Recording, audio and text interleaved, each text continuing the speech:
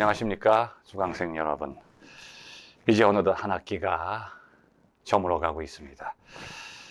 그동안 코로나 때문에 여러분 고생도 많이 했고, 또 이게 온라인 강의 쉽지 않은데 저도 좀 힘들었지만 여러분도 고생했는데 좀 끝까지 몇 주 안 남았으니까 수업에 더 집중해 주시기 바랍니다. 오늘 우리가 공부할 내용은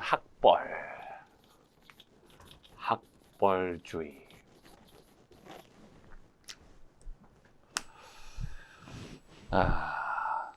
뭐 세계적으로 어떤 나라든지 학문에 대한 열정은 뭐 비교할 수 없을 정도로 깊다고 볼 수가 있죠. 어떤 나라든지 학구열은 풍부해요.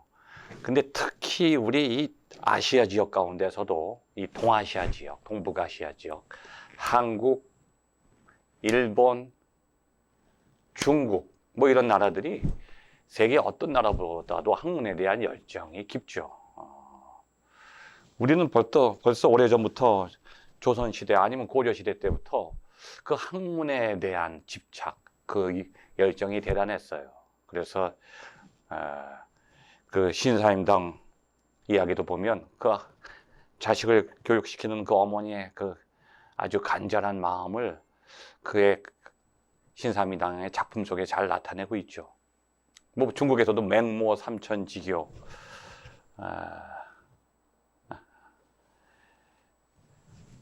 자식을 공부시키기 위해서 저도 사실은 이사 다니는 것이 아마 여러분 부모님도 마찬가지예요. 자식의 교육에 따라서 이사를 다니죠. 지금 강남의 대치동이 집값이 올라가게 된 것이 사실은 옛날에는 거기 변두리였는데 대한민국의 그 학원들이 다 모여 있어요.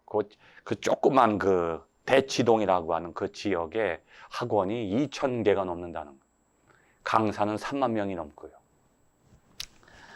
자, 그만큼 우리나라는 그 학문에 대한, 이 지식에 대한, 알에 대한 세계에서 문맹률이 가장 낮은 나라가 대한민국이에요. 한국이 세계적인 선진국으로 지금 발전하게 된 이유도요, 결정적인 것은 한글의 보급이고 문맹이 퇴치된 거예요. 글을 모르는 사람이 없어요. 학력 수준이 지금 거의 뭐 대학원 조리잖아요. 세계 어떤 나라도 그 수준에 짧은 시간에 도달하지 못했죠. 그런데 그게 학문에 대한 열정은 참 필요한 거예요. 학구열은 참 필요한 거예요. 그런데 그것이 절대시되면 안 된다는 거예요. 우리가 학문을 깊이 있게 공부해야 되는 것은 우리의 어떻게 보면 사명이고 삶에 있어서 그게 하나의 굉장히 중요한 삶의 원천이 되지만 그것이 인간의 삶을 대체할 수는 없어. 절대시되면 안 된다는 거지. 그러니까 학문은 참 중요하고 인간에 있어서 삶에 있어서 가장 소중한 것 중에 하나인데 그것이 학문주의가 되면 안 된다는 거예요. 왜냐하면 그 학문 외에도 인간을 형성하는 게 많이 있어요. 인격, 도덕성, 많은 부분들이 인간을 형성하는데 학문 자체만이 인간을 형성하고 대체할 수는 없거든요. 자, 그런데 우리 사회의 학벌의식은 정말 유난해요. 저도 아파트 살지만 여러분 동네, 아파트 동네 보면 아침 8시만 되면 벌써 학원차가 오잖아요.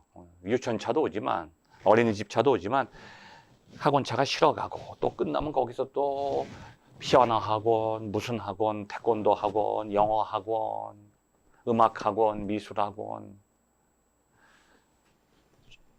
제가 초등학교 다닐 때만 해도 아마 여러분은 이해가 안 가시겠지만 초등학교 1학년 들어와서 제일 먼저 배우는 게 기역, 니은, 디귿, 리을 쓰는 법을 배워요. 그 다음에 뭐 한글 읽기, 한글을 깨우쳐야 되니까 거의 한 학기 동안을 바둑아, 영희야, 철수야 그때 한글을 익히는데 지금은 유치원도 아니에요. 어린이집에서 한글을 깨우쳐요. 그래서 초등학교 들어와서 아이들이 뭐 한글을 배우지 않아요. 영어를 배우지. 그만큼 조기 교육이 실시되고 있고 지금 중3 학생들이 고3 과정을 배워요. 고등학교 때는 대학 과정을 다 배우죠. 지나친 거예요. 여러분 그 블로그에 제 교재 보면 7번 나오죠. 학문은 참 필요한 것이고 열정이 필요하지만 학벌 의식이 너무 강하다. 그래서 우리 사회에서는 그 사람의 정체성을 말할 때 어디 나왔어? 어느 학교 출신이야?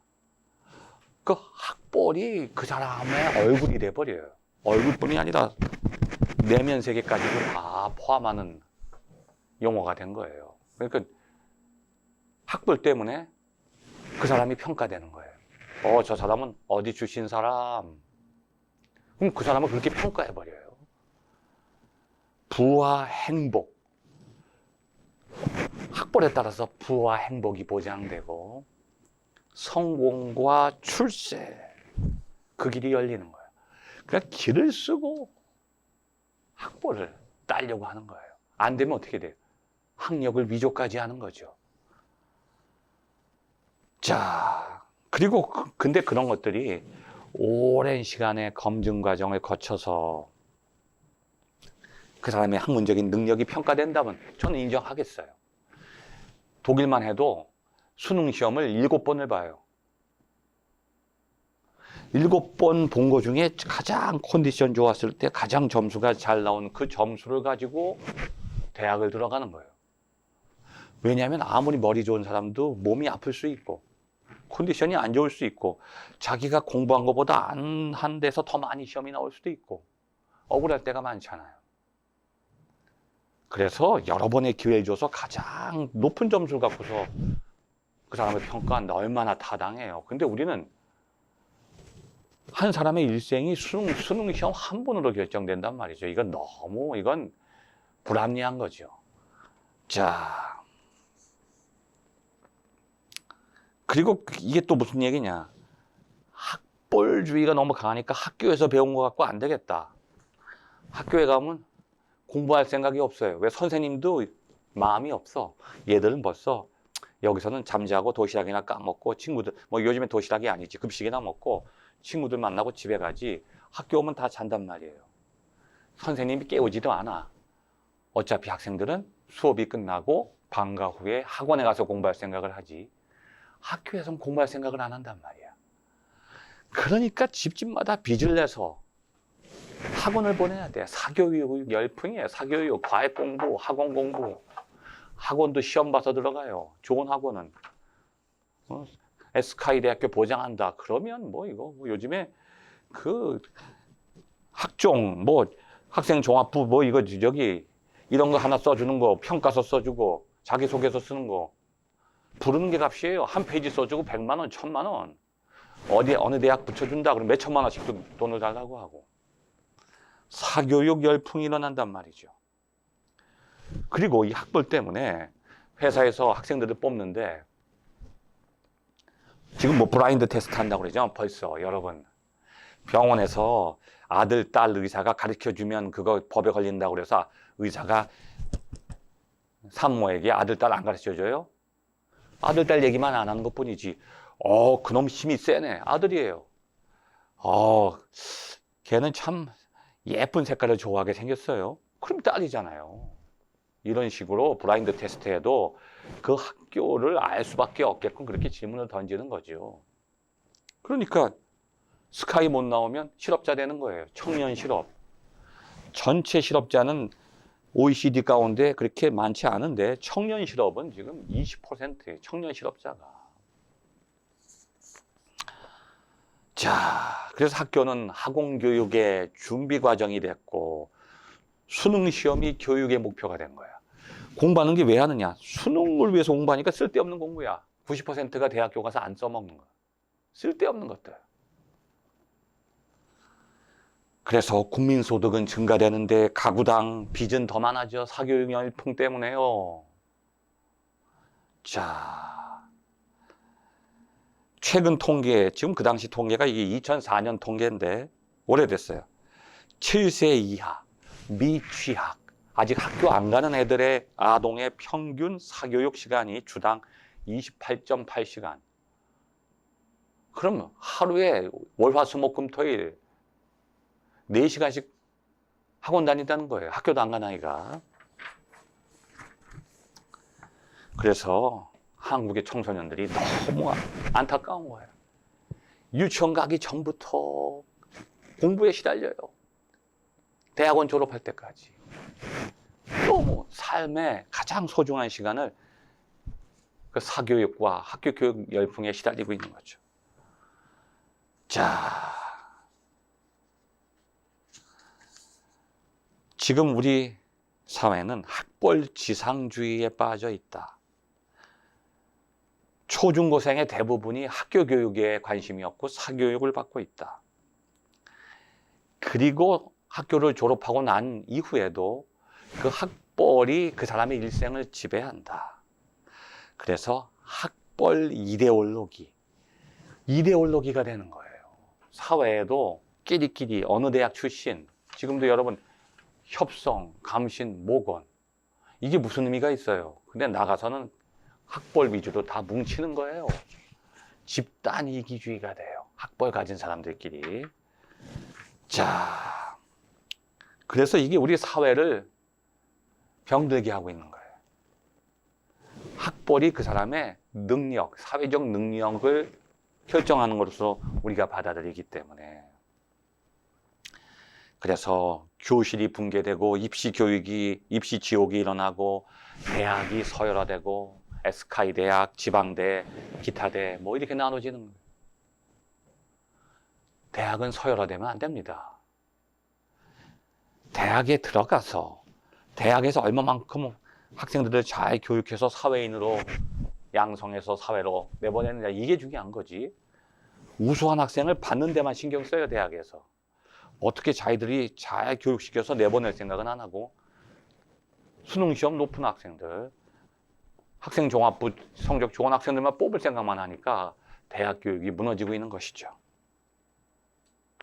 자, 학벌도 하나의 계급을 만드는 거예요. 무서운 거예요. 인간의 사회는 계급이 되면 안 돼. 돈 가진 사람과 안 가진 사람이 계급이 되면 안 돼요. 돈 가졌다고 우월한 사람이 아니고, 돈이 없다고 열등한 사람은 아니야. 물론 경제적인 능력에 있어서 그것이 뭐 부분적으로는 작용할 수 있을지 몰라도, 힘 가진 사람과 힘 없는 사람이 나눠지면 안 돼요. 모두가 평등해야 돼요. 근데 이 학벌을 중심으로 우리 사회가 계급화되고 있다. 계급 사회가 되는 거예요. 자, 근데 성서에 보면 제일 먼저 비판하는 것이 계급적인 거예요. 성서가 사회 구조를 비판할 때 가장 심각하게 비판하는 것이 사회 안에는 계급이 있으면 안 된다는 거예요. 그래서 성서에 보면 그 왕정 체제라고 하는 것이 사람들을 계급화시켜서 정치적인 권력과 종속된 사람들을 만들고, 돈 가진 사람과 안 가진 사람만 만들고 사회를 계급화시킨다는 거예요. 그래서 성서에서는 그런 계급화된 사회를 향해서 그 사회를 개혁하고 조정하는 장치로서 안식년법, 희년법이라고 하는 것을 제시하죠. 자, 그런 법이 왜 그렇게 그들에게 중요한 역할을 하게 됐냐면, 이스라엘 국가는 원래 평등한 나라였어요. 국가라기보다는 시족 공동체, 부족 공동체죠. 왕이 없어. 족장 사회야. 족장 중심. 그리고 제사장이 있어요. 근데 다른 나라들은 다 왕이 있단 말이에요. 근데 왕이 있는 나라들은 잘 먹고 잘 살아. 정치 경제적으로 안정돼 있고 부강하단 말이에요.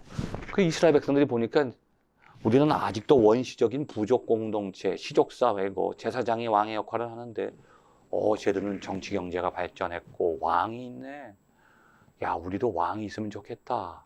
그래서 사무엘한테 가서 하나님한테 왕 좀 만들어 달라고 해요. 그래서 사무엘이 이제 하나님한테 와서 얘들이 왕이 필요한가 봐요. 왕을 좀 만들어줘야 되겠어요. 그랬더니 하나님이 안 돼. 니들이 무슨 왕이 필요해? 내가 너희의 왕이야. 내가 제사장을 통해서 지금까지 다스려 왔잖아. 굳이 왕을 왜 만들냐고 그래. 그거 좋은 게 아니야. 그러니까 또 백성들이 제발 좀 왕 좀 만들어주세요. 막 원망하는 거예요. 그래서 하나님이 그래. 그런 왕을 만들어줄게. 그런데 그게 나의 뜻이 아니라 너희들이 간청해서 해주는 거지. 결과는 내가 책임 못 진다. 너희들 그거 후회할 거야.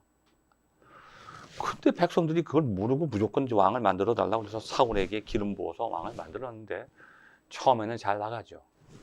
처음엔 잘 나가다가 타락하기 시작해. 사울이 정신이 나가요. 왕이 안 됐으면 끝까지 하나님만을 사모하는 진정한 신앙인의 모습으로 살았을 텐데 권력의 맛을 보더니 이 영이 떠나 하나님의 영이 떠나서 사탄의 영이 들어가 정신이 결국은 비참한 최후를 맞이하고 죽잖아. 다윗도 마찬가지예요. 다윗이 왕이 안 됐으면 죄를 안 졌을 텐데 왕이 되어서 힘을 가지니까 그 힘을 가지고 죄를 짓는 거예요. 근데 하나님은 다윗을 벌하지 아니하시고 끝까지 참으시는 거예요. 근데 그 다윗의 죄가 반드시 심판으로 돌아오는 거예요. 그러면서 이제 쭉 이스라엘과 남유다와 북이스라엘 왕국이 잘 발전해 나가는 것 같은데 꼭대기까지 올라갔다가 이제 내려가기 시작하는 거예요. 멸망하고 포로로 잡혀갈 때까지 내려가는 거죠. 그 꼭대기가 바로 여로보암 2세. 여로보암 2세.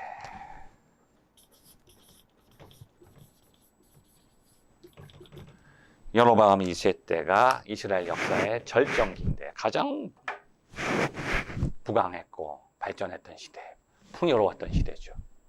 근데 그때 하나님은 예언자들을 보내서 심판을 알려요. 왜냐하면 정치 경제적으로는 풍요로워지고 발전한 것 같은데 그 안에 힘을 가지고 돈을 가지니까 계급이 생기는 거야. 힘 있는 사람과 힘 없는 사람, 돈 가진 사람과 돈 없는 사람. 그러니까 힘 없는 사람은 노예가 되는 거야. 그래서 그러한 계급화된 사회를 개혁하기 위해서 하나님은 예언자들을 보내셨고 안식년법과 희년법을 통해서 불평등을 해소하려고 하나님은 백성들에게 명령하시는 거예요. 6년 동안 빚을 진 사람은 빚을 탕감해줘라. 6년 동안 자연을 혹사시켜서 경작을 했으면 1년은 쉬어라. 6년 동안 노예로 살았으면 그 사람을 해방시켜줘라. 그래서 다시 계급을 없애는 장치가 안식년법과 희년법이다. 그래서 성서적인 전통에서 볼 때 이 학벌 사회라고 하는 것은 계급화된 사회고 성서적인 전통에서부터 멀어져 있다. 성서적인 관점에서는 학벌 사회를 부정적으로 보고 있다. 여러분이 꼭 그걸 기억해 주셔야 됩니다. 자, 그런데 지금 그 여로보암 2세 때 그 이스라엘의 모습, 이게 우리의 모습이라고 하는 거예요.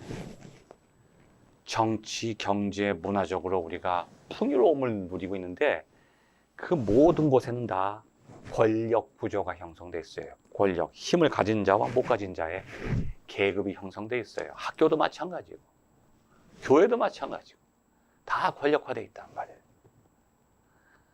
자, 학벌을 가진 자는 지배하고 학벌을 갖지 못한 자는 지배당해. 그 사회는 오래가지 못해요. 선진국에 가보면 학벌 자체가 큰 역할을 하지 않아요. 나의 능력을 학벌로만 나타내지 않아요. 내가 기술을 배운다든지 나만의 뭔가 그 달란트를 가지고 인정받는 거야. 사회에서 대우해 주는 것도 똑같아. 공부 많이 하는 사람과 기술 가진 사람은 똑같이 대우해 줘요. 개인적인 능력 중심의 사회가 돼야지 학벌 중심의 사회가 되면 안 된다고 하는 거죠. 자, 사회가 발전하기 위해서는 공정한 경쟁이 보장돼. 똑같이 경쟁할 수 있게 만들어줘야지 학벌 가졌다고 특혜를 주면 안 된다는 거예요. 자, 개인적으로 공부 잘했다. 그거 인정받아야 돼요. 개인적인 능력, 뛰어난 건 인정해줘야 돼요. 사회적으로 개인적 능력의 차이, 공부 잘 못했다, 잘했다 인정해줘야 돼. 그런데 그것이 그 사람 개인이 갖고 있는 인간으로서의 가치와 동일시되면 안 돼. 공부 잘하고 학벌이 좋다고 그 사람은 가치 있는 인간, 공부 못했다고 노력하지 않았다고 해서 그 사람 가치 없는 인간으로 사회가 그렇게 불평등하게 대우하면 안 된다고 하는 거죠. 개인의 능력은 차이가 있을 수 있어요. 그러나 개인의 가치는 차이가 없다. 달란트 비유 보면 양적인 차이가 질적인 차이를 의미하지 않아요. 어떤 종에게는 5달란트 줬어요. 어떤 종에게는 2달란트 줬어요. 근데 어떤 종에게는 1달란트 줬단 말이에요. 그건 뭐냐 하면 각자 능력대로 주셨, 성경 말씀 보면 각자 능력대로 줬다는 거야. 5달란트 받은 종은 5달란트 그걸 컨트롤할 수 있는 능력이 있다는 얘기야. 2달란트는 2달란트 능력이 있다는 거야. 1달란트는 1달란트를 컨트롤할 수 있다. 이거 개인적인 능력의 차이지. 그러나 그 속에서 우리가 5달란트 받은 종은 더 훌륭한 종이고 1달란트 받은 종은 나쁜 종이다. 그렇게 하면 안 된다는 거예요. 1달란트 받은 종이 나를 무시해? 그런 생각을 가진 게 잘못이라는 거야. 그건 개인적 능력의 차이지 양적인 차이예요. 근데 질적으로 그 5세 종이 가치가 다른 인간이라고 보면 안 돼. 똑같은 인간이에요. 질적으로는 똑같아. 그러나 양적으로 그들이 가진 능력의 차이에 따라서 준 거지. 주인이 5달란트 받은 종을 더 사랑하고 이 종을 미워한다고 보면 안 된다는 거죠. 그래서 그 비유는 절대로 물질을 통해서 5둘 하나로 서열화시키면 안 된다. 5둘 하나 같지만 질적으로는 똑같다. 평등하다고 하는 거죠. 그런데 문제는 많이 받은 자가 목에 힘주고 내가 능력이 좋아. 난 더 훌륭해. 그렇게 하면 안 되고 적게 받은 자가 자꾸 시기 질투하고 자신을 낮게 여기면 안 된다는 거죠. 자, 이런 내용을 가지고 우리 학벌주의를 공부했는데 이제 우리 학벌주의가 단지 그냥 공부하는 내용으로 끝나지 말고 여러분의 마음속에 들어가서 우리도 협성에 대한 그 학교에 대한 그 사랑과 열정과 애교심은 있어야 돼. 근데 그것이 밖으로 사회로 나가서 우리 협성 중심, 협성 이기주의가 되면 안 된다는 거지. 협성 이기주의가 되면 안 돼요.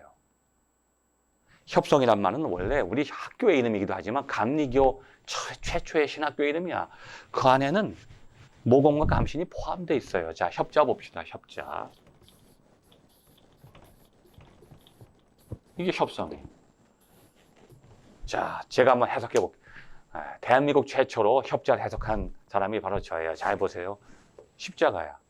십자가 앞에 세 학교가 힘을 합하는 거예요. 십자가 앞에 힘이 세 개예요. 세 힘이 모였어. 협성, 감신, 모건. 십자가 앞에서는 우리가 학벌을 내세우면 안 된다는 거죠. 우리가 협성에 대한 사랑은 가지고 있대, 마음속으로. 밖으로 나가서 협성 중심주의로 나갈 때는 감신이 뭉치고 모건이 뭉쳐서 셋이서 싸운단 말이야. 그래서 우리 안에는 나는 협성인이라고 하는 자부심은 갖고 있어야 되지만 밖으로 나가는 순간 우리는 감리교인이야. 감리교 지도자요. 감리교 교역자야. 그럴 때 협성, 모건, 감신이 하나가 되는 거예요. 이 세상이 분열됐다고 우리가 욕하기 전에 협성과 감신과 모건이 먼저 하나가 돼요. 그래서 여러분은 이제 졸업하면 무엇보다 학벌주의를 깊이 있게 공부했으니까 이 학벌주의를 타파하는 그 운동을 실천하는 여러분이 되기 바라요.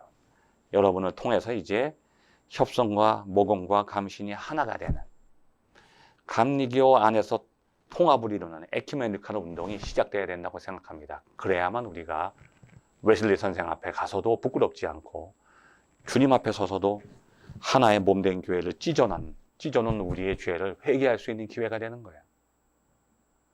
교회는 하나예요. 감리교회, 장로교회, 성결교회 주님이 만들어 놓은 게 아니에요. 교회는 오직 주님의 몸이에요. 주님의 몸은 어디 가나 하나야. 나눠질 수가 없어. 근데 주님은 자신의 몸을 찢어서 우리를 하나로 만들어 주셨는데 우리가 지금 그 몸을 찢어놨단 말이에요. 감리교, 장로교, 성결교, 침례교 우리가 찢어놓은 거예요. 우리는 다시 연합해야 돼요. 교단의 연합, 각 교파의 연합을 이루기 전에 우리는 감리교단 안에서 새 학교의 연합을 이루어야 됩니다. 이것이 오늘 우리가 학벌주의를 공부한 목적이고 이것이 우리의 삶 속에 실천돼야 될 줄로 생각합니다. 감사합니다.